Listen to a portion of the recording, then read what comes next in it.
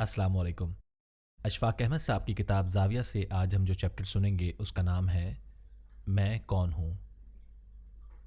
बहुत देर का वादा था जो जल्द पूरा होना चाहिए था, लेकिन ताख़ीर इसलिए हो गई कि शायद मुझ पर भी कुछ असर मेरे पड़ोसी मुल्क का है कि उसने कश्मीरियों के साथ बड़ी देर से वादा कर रखा था कि हमारे यहाँ राय शुमारी कराएंगे, लेकिन आज तक वो उसे पूरा नहीं कर सके। हालांकि वो वादा यूएनओ के फोरम में किया गया था, लेकिन मेरी नीयत उनकी तरह ख़राब नहीं थी। मैं उस देर के वादे के बारे में ये अर्ज़ करना चाहता हूँ कि इंसानी वजूद, उसकी कोई परख जांच और उसकी आँख दीगर तमाम जानदारों से मुख्तलिफ भी है और मुश्किल भी। जितने दूसरे जानदार हैं उनको बड़ी आसानी के साथ जांचा और परखा जा सकता है, लेकिन इंसान वाहिद मखलूक है जिसके बारे में कोई हतमी फ़ैसला ना तो बाहर का कोई शख्स कर सकता है और ना खुद उसकी अपनी ज़ात कर सकती है। इंसानी जिस्म को मापने तोलने के लिए जैसे फ़ौजियों की ज़रूरत होती है, तो वो आपका कद मापेंगे, वज़न करेंगे, जिस्म की सख्ती को मुलाहिज़ा करेंगे, बीनाई देखेंगे, यानी बाहर का जो सारा इंसान है उसको जांचे और परखेंगे, और फिर इन्होंने जो भी उसूल और ज़ाब्ते कायम किए हैं उसके मुताबिक चलते रहेंगे। लेकिन उसके साथ ही अंदर की मशीनरी को जांचने के लिए भी इन्होंने पैमाने बनाए हैं। अगर आप खुदा न खास्ता किसी आर्जे में मुब्तला हैं तो उसको कैसे जांचेंगे? डॉक्टर अपना स्टेटोस्कोप सीने पर रखकर दिल की धड़कनें और गड़गड़ाहटें सुनता है, थर्मामीटर इस्तेमाल करता है। एक्सरे, अल्ट्रासाउंड और सीटी स्कैन, ये सब चीज़ें इंसान के अंदर की बीमारियों का पता देती हैं। फिर उसके बाद तीसरी चीज़ इंसान की दिमागी और नफ्सियाती सूरत हाल का जायज़ा लेना होता है। नफ्सियात दान उसको जांचते हैं। उन्होंने कुछ तस्वीरी खाके और मुअम्मे बनाए होते हैं।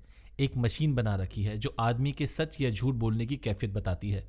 कुछ ऐसी मशीनें भी हैं जो शुआएं डालकर पुतली के सिकुड़ने और फैलने से अंदाज़ा लगाती हैं कि इस शख्स का अंदाज़े तकल्लुम और अंदाज़े ज़ीस्त कैसा है। नफ्सियात के एक मारूफ टेस्ट में एक बड़े से सफ़ेद कागज़ पर स्याही गिरा दी जाती है और उस कागज़ की तय लगा देते हैं। जब उसको खोला जाता है तो उस पर कोई तस्वीर सी, चिड़िया सी, तोता या तितली बनी हुई होती है और पूछा जाता है कि आपको ये क्या चीज़ नज़र आती है, और फिर देखने वाला उसको जैसा महसूस करता है बतलाता है। कोई उसे खूबसूरत चिड़िया से ताबीर करके कहता है और उसे एक चिड़िया नज़र आ रही है जो गाती हुई उड़ी जा रही है। एक और मिजाज का बंदा आता है और कहता है कि इसमें एक बुढ़िया है जो डंडा पकड़े बैठी है और उसकी शक्ल मेरे जैसी है। इस तरह से देखने वाले की जहनी कैफियत का अंदाज़ा लगाया जाता है। जानवरों को भी इसी मयार पर परखा जा सकता है। कसाई जिस तरह बकरे को देखकर बीमार या तंदुरुस्त का पता चला लेता है, भैंस को देखकर भी अंदाज़ा लगाया जा सकता है कि ये अच्छी भैंस है या नहीं। घोड़ों को भी चेक कर लिया जाता है। जानवरों का चेक करना इसलिए भी आसान है कि अगर हम जानवरों के साथ किसी ख़ास किस्म का बर्ताव करेंगे तो वो भी जवाब में वैसा ही बर्ताव करेगा, लेकिन इंसान के बारे में यह फ़ैसला नहीं किया जा सकता। मुमकिन है कि आप एक आदमी को जोर का थप्पड़ मारें और वो पिस्तौल निकालकर आपको गोली मार दे। मुमकिन है किसी को एक थप्पड़ मारें और वो झुककर आपको सलाम करे या हाथ बांधकर खड़ा हो जाए। इसलिए इंसान के हवाले से कुछ तय नहीं किया जा सकता। इसको जांचना हमारे सूफिया इकराम और बाबे, जिनका मैं अक्सर जिक्र करता हूँ, उनके लिए हमेशा एक मसला रहा है कि इंसान अंदर से क्या है, और जब तक वो अपने आप को ना जान सके उस वक्त तक वो दूसरों के बारे में क्या फ़ैसला कर सकता है। आपके जितने भी एमएनए और एमपीए हैं ये हमारे बारे में बैठकर फ़ैसला करते हैं, लेकिन वो खुद ये नहीं जानते कि वो कौन है। ये ऐसे तैराक हैं जो हमको बचाने की कोशिश करते हैं, लेकिन उनको खुद तैरना नहीं आता, सीखा ही नहीं उन्होंने। जो गहरी नज़र रखने वाले लोग हैं वो जानना चाहते हैं।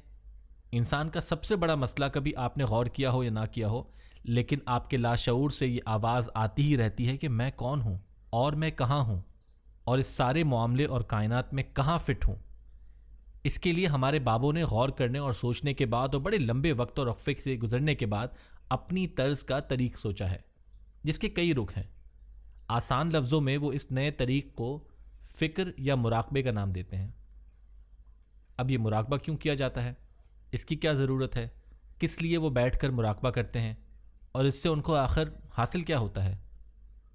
मुराकबे की ज़रूरत इसलिए महसूस होती है कि कोई ऐसी मशीन या आला ईजाद नहीं हुआ जो किसी बंदे को लगाकर ये बताया जा सके कि मैं क्या हूँ।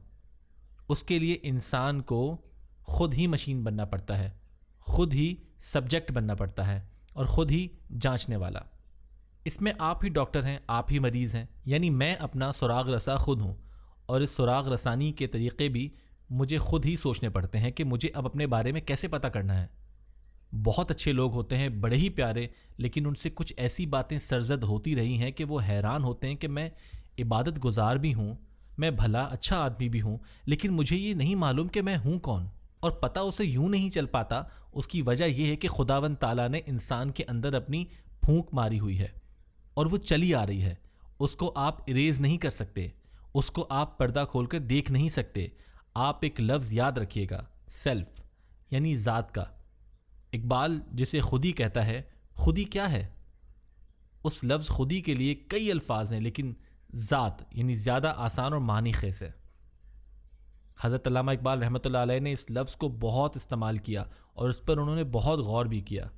اب اس ذات کو جانچنے کے لیے جس ذات کے ساتھ بہت سارے خیالات چمٹ جاتے ہیں، جیسے گڑ کی ڈلی کے اوپر مکھیاں آ چمٹتی ہیں یا پرانے زخم پر بن بناتی ہوئی مکھیاں آ کر چمٹ جاتی ہیں، خیال آپ کو کنٹرول کرتا ہے۔ اور وہ ذات، وہ خوبصورت پارس جو آپ کے میرے اندر، ہم سب کے اندر موجود ہے، وہ کستوری جو ہے وہ چھپی رہتی ہے۔ اس کو تلاش کرنے کے لیے اور اس کی ایک جھلک دیکھنے کے لیے لوگ مراقبہ کرتے ہیں۔ کبھی کبھی کسی خوش قسمت کے پاس ایسا گڑ آ جاتا ہے کہ وہ چند سیکنڈ کے لیے اس خیال کی مکھیوں کو بنبناہٹ کو دور کر دیتا ہے اور اس کو وہ نظر آتا ہے، لیکن خیال اتنا ظالم ہے کہ وہ اس خوبصورت قابل رشک زرعی چیز کو ہماری نگاہوں کے سامنے آنے نہیں دیتا۔ جب آپ 2 3 4 مہینے کے تھے تو اس وقت آپ اپنی ذات کو بہت اچھی طرح سے جانتے تھے۔ جو معصومیت دے کر اللہ نے آپ کو پیدا کیا تھا، اس کا اور آپ کی ذات کا رشتہ ایک ہی تھا۔ آپ وہ تھے، وہ آپ تھا۔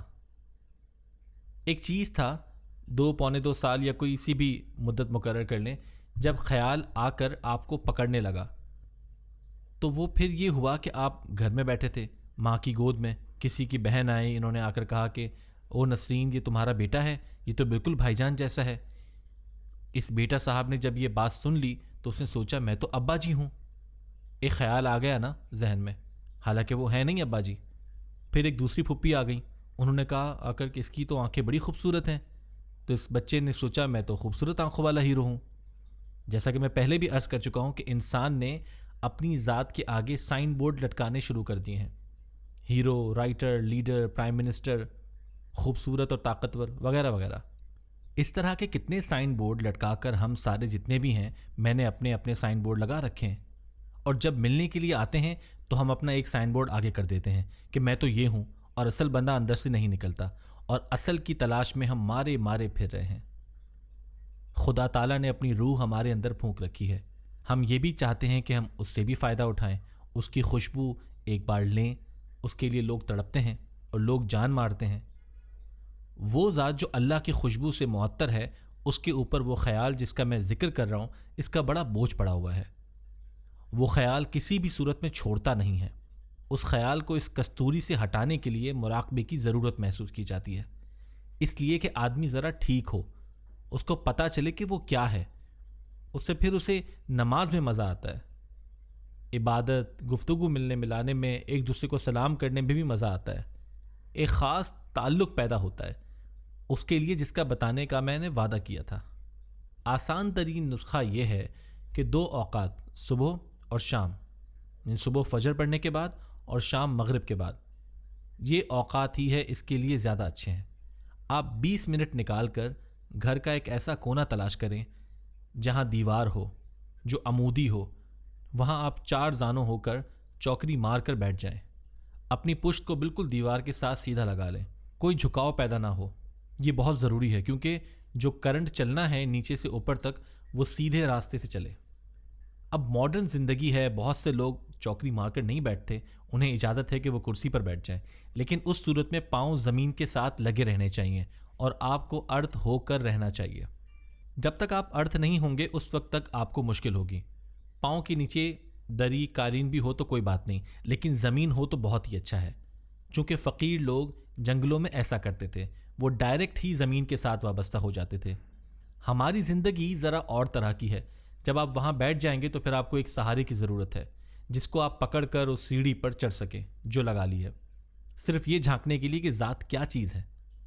اس کے لیے ہر کسی کے پاس ایک ڈیوائس، ایک آلہ ہے جو سانس ہے، جو ساتھ ہے، بیٹھنے کے بعد آپ اپنے سانس کے اوپر ساری توجہ مرکوز کر دیں اور یہ دیکھیں کہ ہر چیز سے دور ہٹ کر جس طرح ایک بلی اپنا شکار پکڑنے کے لیے دیوار پر بیٹھی ہوئی ہوتی ہے، اپنے شکار یعنی سانس کی طرف دیکھیں کہ یہ جا رہا ہے اور آ رہا ہے۔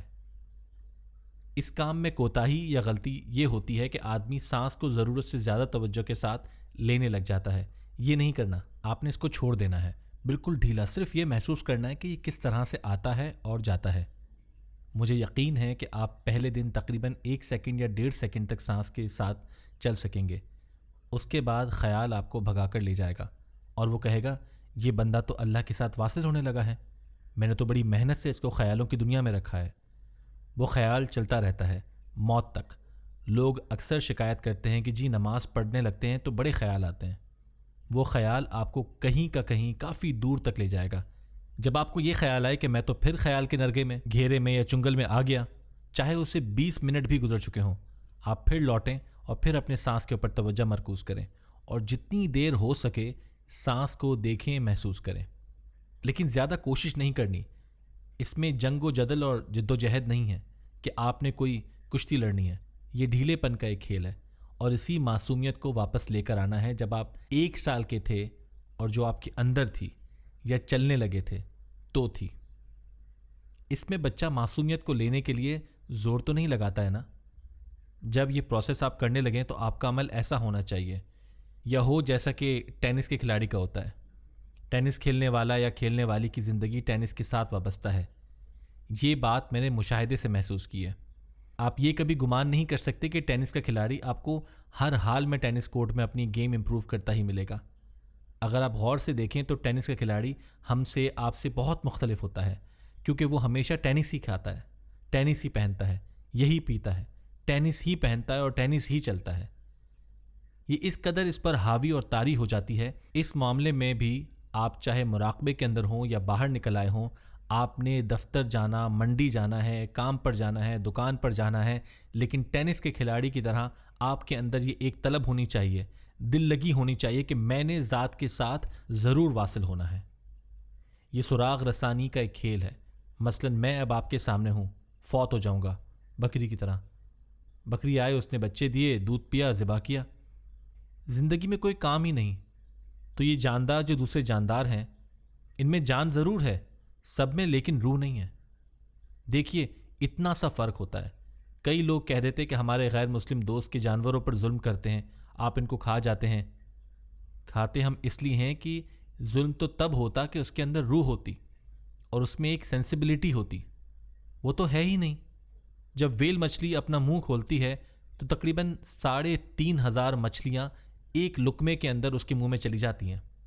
آپ نے دیکھا ہوگا فلموں میں چھلانگ مار کر خود ہی جا رہی ہوتی ہیں۔ تو یہ اس کی کیفیت ہے۔ اب آپ جاندار تو ہیں، لیکن آپ کے ساتھ روح ہے۔ اس روح کی تلاش کے لیے، اس کی الٹرا ساؤنڈ بننے کے لیے آپ کو خود مشکل میں جانا پڑتا ہے، اس کے بغیر چارہ نہیں۔ یہ ایک بڑا پر لطف تجربہ یوں ہے، اچھا اس سے آپ کو کچھ ملے گا نہیں، جب آپ مراقبہ کریں گے تو آپ کو انعامی بانڈ کا نمبر مل جائے گا، نہیں، ایسی بات نہیں ہے، لیکن آپ آسودہ ہونے لگیں گے، اتنے ہی آسودہ جتنے آپ بچپن میں تھے۔ یہ بہت بڑی نعمت ہے۔ یہاں آپ اپنے بچوں کو، پوتوں کو، بھتیجوں کو دیکھیں گے، آج کے بعد دیکھیں گے کہ یہ کتنی آسودگی کے ساتھ بھاگا پھرتا ہے، اس کو کچھ پتہ نہیں۔ اور اللہ بھی یہ فرماتا ہے، ہمارے بابے کہتے ہیں، ان کا ایک اندازہ ہے کہ جب آپ جنت میں داخل ہوں گے یا جنت میں جانے لگیں گے تو اللہ گیٹ کے باہر کھڑا ہوگا، اور جیسے گیٹ کیپر گیٹ پاس نہیں مانگا کرتا، آپ باہر جا کے کھڑے ہیں تو اللہ کہے گا کہ وہ معصومیت جو دے کر میں نے تمہیں پیدا کیا تھا وہ واپس کر دو اور اندر چلو۔ ہم سارے کہیں گے کہ سر ہم نے تو BA بڑی مشکل سے کیا ہے اور بڑی چالاکی سے MA کیا تھا، ہم تو معصومیت بیچتے رہے ہیں، وہ تو اب ہمارے پاس نہیں ہے۔ اس معصومیت کی تلاش میں اس روح کی تلاش کی ضرورت ہے۔ اس میں اگر کوئی اور کوتاہیاں وغیرہ ہو گئی ہیں تو اس میں تو آئیں گی ضرور، کیونکہ سب سے تنگ کرنے والی چیز وہ خیال ہے، وہ مائنڈ ہے۔ بابے کہتے ہیں کہ جو وجود ہے ذات کا اور جو ذات ہے اللہ کی، وہ قلب ہے، یعنی ہمارا یہ ہارٹ جس کا بائی پاس ہوتا ہے، یہ نہیں قلب، اس کے قریب ہی، اس کے ڈاؤن پر 1.5 انچ کے فاصلے پر قلب کا ایک مقام ہے۔ چونکہ یہ بھی نظر نہیں آتا ہم کو، روح کا معاملہ، اور اللہ نے بھی فرما دیا کہ ہم نے تم کو علم دیا ہے، الا قلیلا، تھوڑا ہے، نہیں جان سکو گے روح کے بارے میں۔ تو وہ اندازہ یہ لگاتے ہیں، مائنڈ جو ہے وہ اس کے اوپر حملے کرتا رہتا ہے، اور وہ دیکھتا رہتا ہے کہ میں نے کس طرح سے آدمی کو پکڑ کے پنجرے میں قید کرنا ہے۔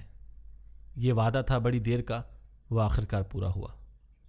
اللہ آپ کو آسانیاں عطا فرمائے اور آسانیاں تقسیم کرنے کا شرف عطا فرمائے۔ اللہ حافظ۔